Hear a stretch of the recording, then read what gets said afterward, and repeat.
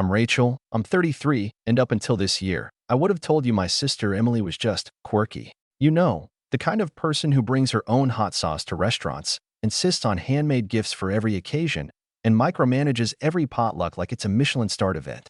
We've had our moments, sure, but nothing that ever crossed the line until my son's 8th birthday. It was a small backyard party, balloons, paper plates, a couple of water games, and a Pokemon-themed piñata. Nothing over the top. I wasn't trying to be supermom. I just wanted Josh to have fun with his little friends and cousins. Emily had texted me the night before saying she'd take care of the cake. I didn't ask her to. I had already planned on picking up a sheet cake from the local bakery, but she insisted. Made it just for him. Her note said, neatly tucked under the plastic wrap on top of a surprisingly elaborate 3-tiered cake with little fondant Pikachu ears sticking out from the top. It was sweet of her, or at least, I thought it was. I even texted her a thank you with a few exclamation marks, telling her how excited Josh would be. She didn't come to the party herself, claiming she had a last-minute spa day she couldn't cancel, but she said she'd drop her kids off early to play and represent her. Her twins, Mason and Tyler, are 10. Older than Josh, louder than Josh, and twice as fast when it comes to sniffing out sugar. They showed up 30 minutes early, already sticky from the Gatorade they'd spilled in the car and buzzing with that dangerous pre-party energy. I was still setting up chairs and stringing decorations when they zoomed past me into the backyard like they owned the place. I barely had time to breathe before one of the other moms called out, Rachel? The boys are eating the cake, and not just picking at the frosting. No. They had pulled the whole plastic wrap off and were digging in like it was an all-you-can-eat buffet. 2 layers demolished, crumbs and frosting everywhere. Josh hadn't even seen the cake yet. I'll admit, I froze. My instinct wasn't to yell. I just stood there, stunned, watching Mason scoop a finger through Pikachu's face like it was no big deal. I didn't want to make a scene with other parents around, and part of me thought, well, they're kids. Maybe Emily won't mind. So I snapped a picture and sent it to her with a quick, casual text. Hope you don't mind. Your boys love the cake. Laughing emoji. That's literally all I said. No sarcasm. No judgment. I was trying to keep it light, even though inside, I was disappointed. The phone rang less than 30 seconds later. What the actual heck? Rachel? She barked the moment I answered. That cake wasn't for them. I spent 2 days working on that. I told you it was for Josh. I blinked. Emily, your boys got here early and went straight for it. I didn't even see them until it was too late. You're the adult. You're supposed to be watching them. I could feel my neck heating up. I was setting up. They ran in while I was still tying balloons. It's not like I handed them forks and said, go nuts. They ruined everything. She snapped. That cake cost me $200 in ingredients and time. That wasn't just some store cake. That was art. Okay, well, I'm sorry, I said, genuinely trying to de-escalate. We still have cake from the bakery. It's not a big deal. Josh didn't even see it. He's having fun. She didn't respond. She just hung up. I stood there with my phone still pressed to my ear like maybe she'd come back and say, sorry, I overreacted. But instead, 2 hours later, I got a Venmo notification. A request from Emily. $200, cake reimbursement. At first, I thought it was a joke. I even laughed, showed it to my husband Matt and said, she can't be serious, right? But she was. She sent a follow-up message. I expect this paid by tomorrow. I don't do free labor for people who let my kids destroy my work. Now, I'll admit, I was irritated before. But that text? That flipped something in me. Because here's the thing. This wasn't the first time Emily had pulled something like this. There was the Christmas she brought everyone personalized ornaments, except mine just said, R. And when I asked why, she said, well, I had to rush, you're kind of hard to shop for. Or the time she offered to help with my baby shower and then hijacked the whole thing, making it all about her future niece or nephew, and giving a long speech about how she was the reason I was even a mom to begin with. I'd always brushed it off, told myself she just liked attention, that it wasn't worth the family drama to call her out. But now she was demanding money for a cake her own kids ate? I was done tiptoeing. I didn't respond right away. I just let the request sit there. She sent another text the next morning. Hey, haven't seen the payment come through. Just reminding you before I escalate this to mom and dad. Oh, of course. And like clockwork, that afternoon I got a call from our mother. Rachel, she said in that disappointed tone she perfected sometime around 1998. What happened with Emily's cake? I sighed. Mom, Her kids showed up early and ate it. That's what happened. Well, she says you were careless, that you didn't appreciate her gift. You know how much time she put into that. She didn't even stay for the party, I snapped. And now she wants me to pay her because her own children ruined her surprise? That's not normal. You were the host, Mom said slowly. Maybe you should have been more aware. I think $200 is fair. I nearly dropped the phone. Are you serious? Look, I'm not taking sides, she said. But it's your nephew's birthday. Maybe just pay her and move on.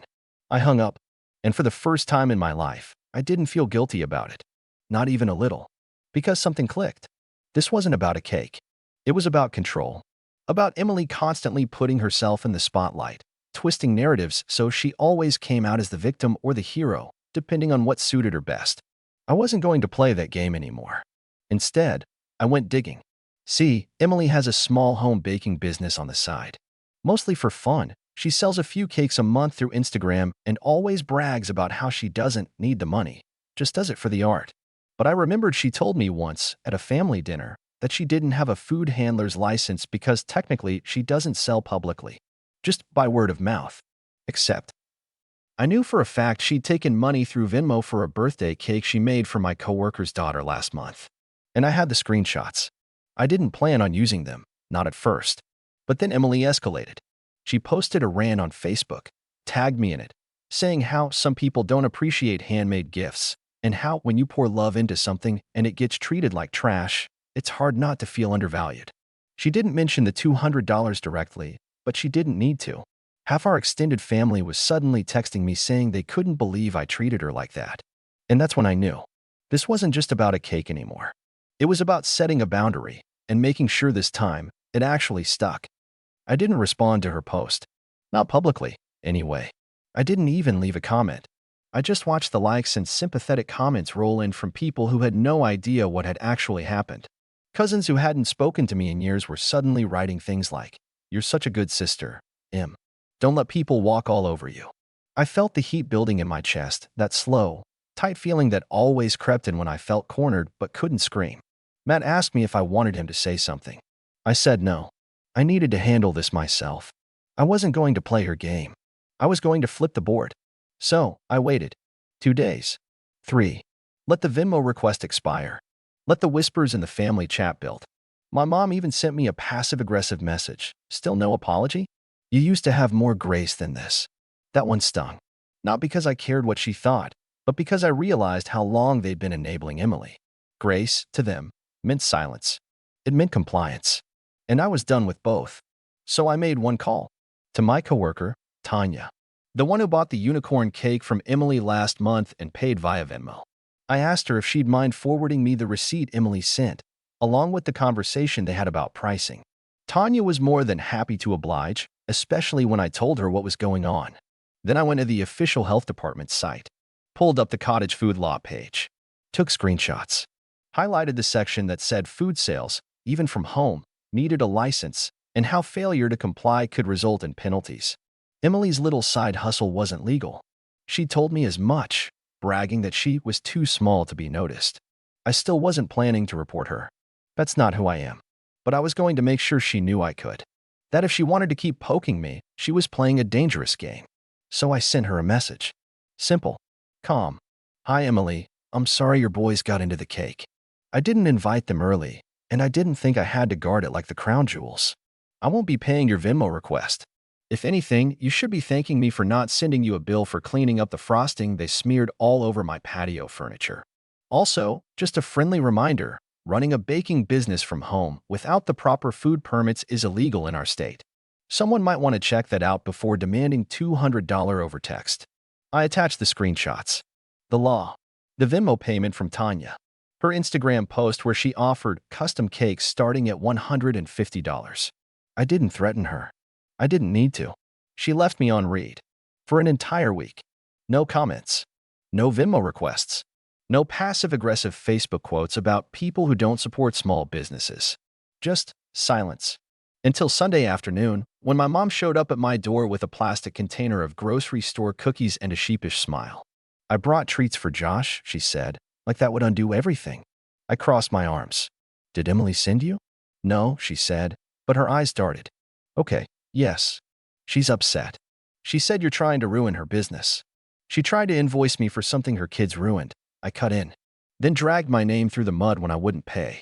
All while illegally running a business she never registered. She's embarrassed, Rachel. Good. Maybe she should be. Mom shifted uncomfortably. She says she's scared now. That you might report her. I said nothing. Just stared at her. Will you? Mom finally asked. That question hung in the air for a moment too long. And I realized that wasn't fear in her voice. That was expectation. Not will you as in will you actually do this, but please don't. Because family is supposed to let each other get away with stuff. And that's when I knew what I had to do. I didn't answer my mom. I just walked back inside, leaving her standing on the porch holding those discount cookies like they were some kind of peace treaty. Instead of calling Emily, I posted something. Not to be petty, not to start drama, but to set the record straight. Hi everyone. I've stayed quiet for a few days because I didn't want to turn my son's birthday into a circus. But since a lot of people seem to have heard Emily's side of the cake incident, here's mine. Emily made a cake and dropped it off. Her kids arrived early and ate most of it before the party started. She then demanded $200 from me for the cake and posted vague accusations online when I declined. I was blamed for not supervising her children, then guilt for not paying. Just to clarify, I did not ask her to make a cake. I had already ordered one from the bakery. Her gesture, while appreciated, was unsolicited, and the mess her kids left was extensive. I have no interest in continuing this drama, but I won't be villainized for drawing a boundary. I love my family, but love doesn't mean letting people walk all over you. I didn't name call. I didn't mention the illegal business, but people read between the lines. The comments started rolling in almost immediately. Thanks for clearing that up, Rachel. Honestly, good for you. Saw the post she made, was wondering what really happened. She charged you. For real. No one clapped back. No one took her side this time. In fact, a few people unfollowed her bakery account quietly over the next few days. I didn't report her. I didn't need to. Her own actions were doing the damage for me. But Emily wasn't going to go down without one last swing. 3 days later, I got a letter in the mail. Not from a lawyer, not from a court, but from Emily herself. A handwritten, double-sided letter in pink ink, full of dramatic language like betrayed trust, sabotage, and emotional distress. She said she was deeply hurt and couldn't believe I'd throw years of sisterhood away over a cake. And then, at the bottom, scrawled in loopy cursive, P.S. You still owe me for the cake, $200. I accept PayPal now too. That was the moment I knew she hadn't learned anything. And that's when I decided it was time to stop playing defense and start playing offense. I didn't reply to the letter, not out of politeness or shock or even disbelief anymore, but because I was finished talking. Emily didn't want resolution. She wanted control.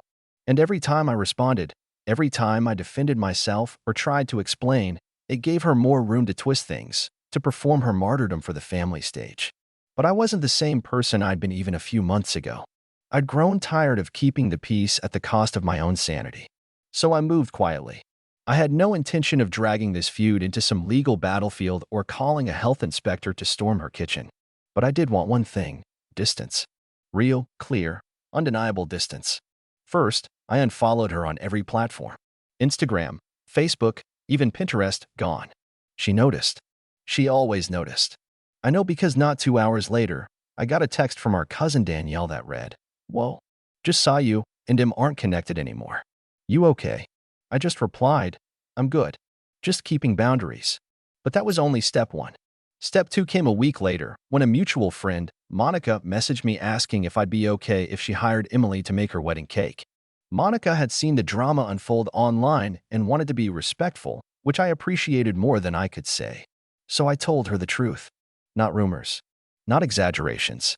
Just facts. She does beautiful work, no doubt. But I'd be careful. She doesn't have a food license, and she charges clients through Venmo, so there's no real accountability if something goes wrong. Also, if anything happens to the cake, if a guest knocks it over or a caterer slices it wrong, there's a real chance she'll demand full compensation, like she did with me, even when it wasn't anyone's fault but her own kids. Monica didn't say much, but a few days later, I noticed she posted a photo of her finalized wedding cake tasting with a completely different baker. I didn't gloat. I didn't screenshot it and send it to anyone. But I won't lie, I slept really well that night. Meanwhile, The rest of the family started drifting. Not entirely, not all at once, but slowly, I noticed the tide shifting. Group chats went quiet whenever Emily posted her dramatic stories. People who used to jump to her defense started staying silent. A few even started texting me behind the scenes with their own Emily stories. She did the same thing at my baby shower, one cousin wrote. Made me this huge diaper cake, then told everyone I owed her $100 for the materials. She tried to invoice me for the brunch she hosted last spring, another said. Even though she insisted on doing it and said it was her treat. I thought I was crazy for thinking that was weird. It was like the spell was breaking. People were finally realizing that Emily's gifts came with invisible strings, and the moment you didn't perform the gratitude script she expected, she turned vindictive. Still, the final push came a few weeks later, when I hosted a small family get-together. Not a big event, just a casual barbecue in the backyard.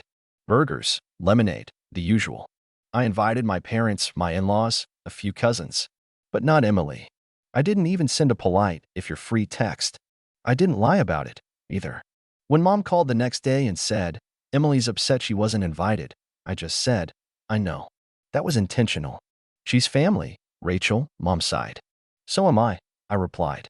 And I've spent 33 years being polite while she's humiliated, manipulated, and guilt-tripped me. I'm not doing that anymore. But it's just a barbecue. No, I cut in gently, but firmly. It's not just anything. It's my home, my space. And I finally realized I get to choose who's allowed in it. Mom didn't have a response to that. Not a real one. She changed the subject after a long silence and didn't bring it up again. But that weekend, something happened that told me I'd finally shifted the dynamic. I got a message from Tyler, Emily's son, 10 years old, and for the first time, texting me from his dad's phone. Hi, Aunt Rachel. I'm sorry we ate the cake. We didn't know it was a special one. I hope Josh had a good birthday. He's cool. It hit me in the gut. Because he got it. That tiny bit of maturity and self-awareness from a 10-year-old was more accountability than his mother had shown in her entire adult life. I texted back. Thank you, Tyler. That means a lot. Josh did have a good birthday, and he misses you. Maybe you guys can hang out sometime soon.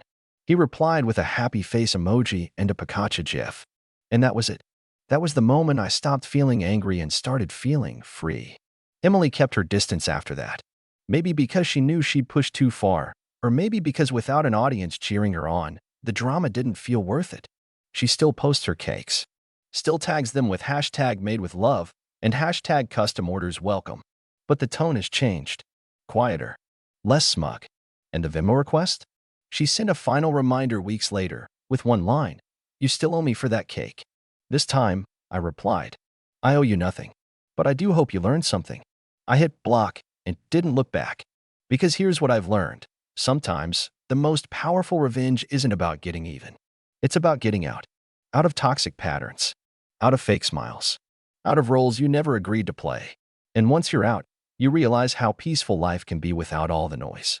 My son still talks about that birthday party, about the piñata, the water balloons, and the bakery cake with the edible pokeballs. He doesn't remember the fight over the special cake. He just remembers laughing with his cousins and eating too much icing. And that's how I know I did the right thing. Because that's what birthdays should be about. Not guilt. Not invoices. Not drama. Just joy. I never heard from Emily again after that final message. Not directly, anyway. I blocked her on everything: phone, socials, even email. And when family events came up, I made it clear, if she's invited, I'm not coming. Not as a threat, just a fact. I wasn't making ultimatums. I was finally making choices for myself. The shift was uncomfortable at first. My mom didn't understand. She kept trying to mediate, insisting Emily was just high-strung and meant well deep down. But eventually, even she stopped pushing. She saw that I wasn't budging. She saw that I meant it this time. And I think, on some level, it made her reevaluate things too. The next holiday came, Thanksgiving. My husband and I hosted it ourselves, just a small gathering. I invited my parents, my cousins, a few close friends. Emily wasn't invited. For the first time in years, I didn't spend the week before dreading the day. There were no last-minute guilt trips, no sideways comments, no anxiety about what drama she might stir up. Just good food, good company, and actual peace. Even my mom, as reluctant as she was at first, admitted on the drive home that it was the most relaxed Thanksgiving she could remember. Do you miss her? She asked, carefully.